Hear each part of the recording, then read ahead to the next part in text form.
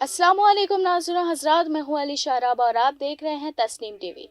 मुगलिया सल्तनत के जरिए जहाँ हिंद की तमाम कई चीज़ों को तामीर कराया गया, वहीं पर आज एक और मस्जिद का हम जिक्र करने जा रहे हैं जिसे बेहद ही कम लोग जानते हैं। तारीखी इस्लामिया कॉलेज पेशावर की शानदार मस्जिद 19वीं सदी के अवाइल में खैर पख्तूनों और वकाफ के जैर इंतजाम कबायली इलाकों में जदीद तालीम का गेटवे बन गई है। यानी कि एक ऐसी मस्जिद जो कि मुगलिया सल्तनत के ज़रियात से बनाई गई और आज वो एक तालीम का बेहतरीन मरकज़ है। तो देखते हैं आज के इस खास प्रोग्राम में इस बेहतरीन मस्जिद के बारे में।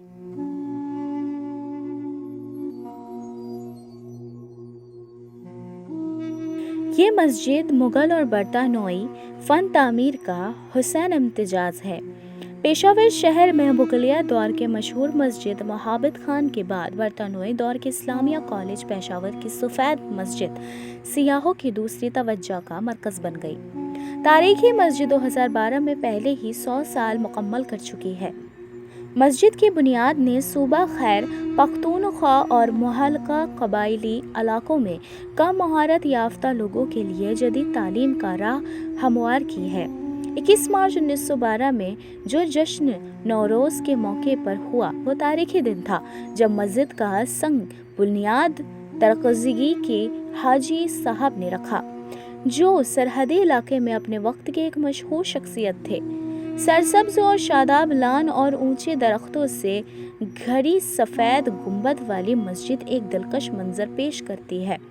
पेशावर के एक बज़नज़ टाइकून सेठ ही करीम बख्श अपने रूहानी रहनुमा पीर ऑफ गोल्डहा शरीफ के पास गए और उनसे मशवरा लेने के लिए कि आया उन्होंने कॉलेज की तामीर के लिए रकम अतिया की या नहीं।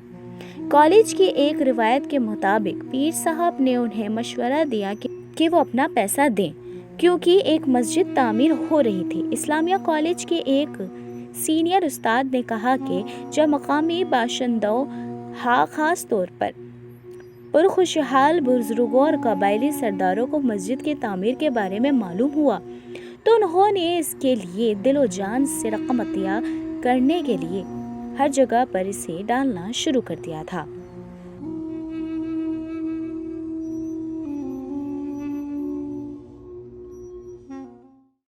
सर साहबजादा अब्दुल कयूम खान ने एक बार कबायली अमायदीन के एक इज्तिमाई से खिताब करते हुए कहा कि जब एक ऐसा कॉलेज कायम नहीं किया जाता जहां जदीद तालीम के साथ साथ नौखिज़ों और आलम दोनों को मजहबी तालीम भी दी जाती है, सरहद के नौजवान अपने हिंदुस्तानी भाइयों से बेहद पीछे रह जाएंगे। मतलब इस मस्जिद की अगर हम बाहरी तरफ से देखें तो ये सफ़ेद रंग की है, लेकिन जितनी ये ज़्यादा दिखने में बहुत सी मामूली इसमें चीज़ें हैं, उतनी ही अंदरूनी बतौर से ये बहुत ही ज़्यादा बड़ी तारीख के साथ बनाई गई है। तो आज हम इसमें जानेंगे कि ये जितने भी नाम और बहुत ज़्यादा ओहदेमंद जो शख्स हैं, इन लोगों ने इसकी तामीर के लिए अंग्रेज़ों से किस तरह से अपील व दरख्वास्त की, देखेंगे इस प्रोग्राम में।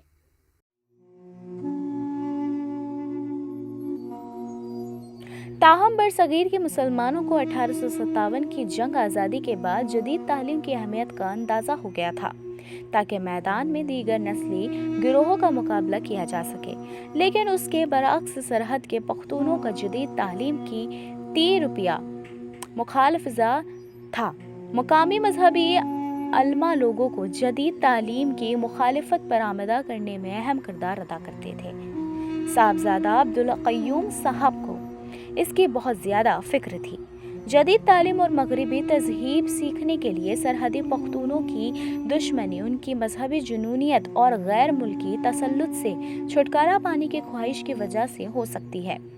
सर जॉर्ज रोज़ कपिल की मदद से बरतानोई हकाम को इस बात पर राज़ी करने में कामयाब हुए कि वो पेशावर में एक कॉलेज कायम करें ताकि सूबा सरहद के दौर दराज इलाकों में रहने वाले लोगों को फ़ायदा पहुँचे, जिसकी तज़हीबी असरात पर दूर रस असरात मुरतब होंगे।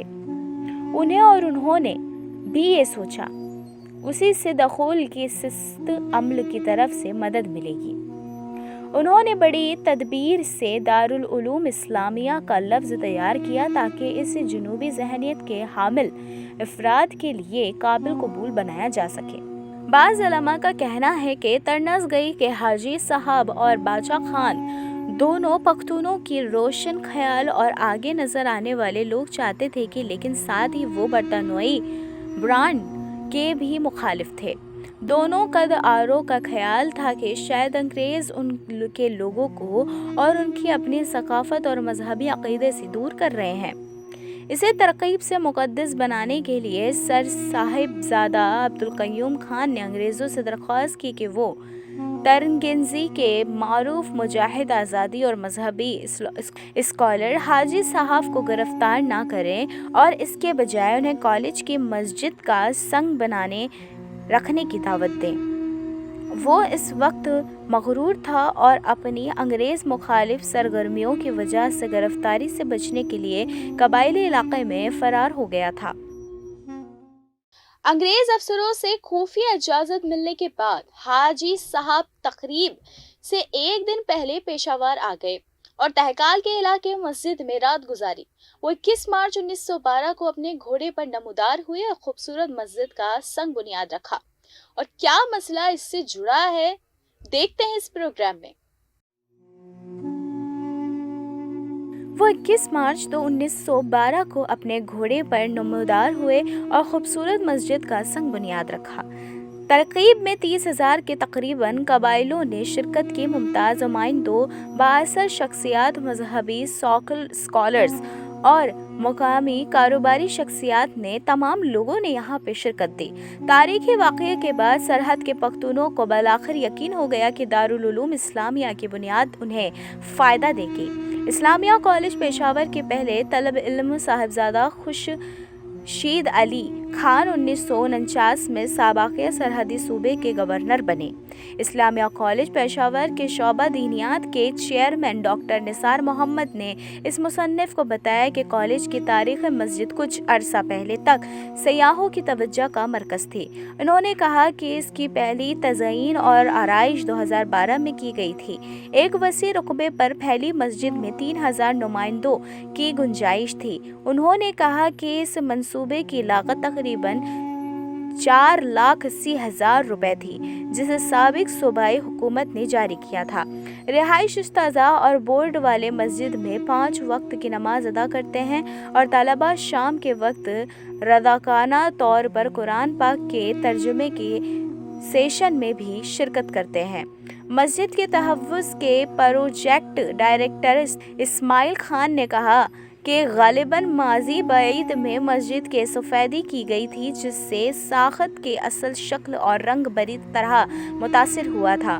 انہوں نے کہا کہ مسجد کی 1 سے 2 فٹ دیوار، جس کے تمام اندرونی اور سامنے والے حصے پر پیدائی فروسفی ورک سے زائرین کو ہمیشہ اپنی طرف متوجہ کرتا ہی رہے گا۔ ملتان سے 5 ماہرین کی خدمات حاصل کی گئی، جنہوں نے بڑی مہارت سے وائٹ ایش پلاسٹر کو ہٹایا اور اصل فروسکو ورک خطاطی اور مسجد کی بیرونی اور اندرونی دیواروں پر پینٹ کو بحال کیا۔ نیز اسے موسم اور ماحول کے کسی بھی خطرے سے محفوظ بنایا گیا تھا۔ مسٹر خان نے اس کی مزید کی۔ انہوں نے کہا کہ مغل اور برطانوی فن تعمیر کا حسین امتزاج تھا اور اس کے لیے اسے محفوظ کیا جانا چاہیے۔ انہوں نے کہا کہ تاریخی مسجد ملک کی کسی بھی پرانی مسجد کی خوبصورتی سے مماثلت رکھتی ہے۔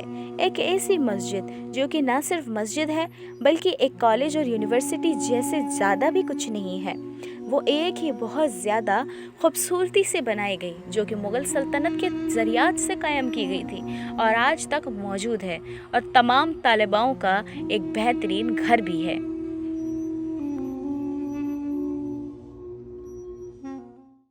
فی الحال داستان ہند کے اس بہترین پروگرام میں صرف اتنا ہی۔ مجھے دیجیے اجازت۔ ملک اور غیر ملک کے تمام بہترین خبروں کو دیکھیے صرف تسنیم ٹی وی پر۔ اللہ حافظ۔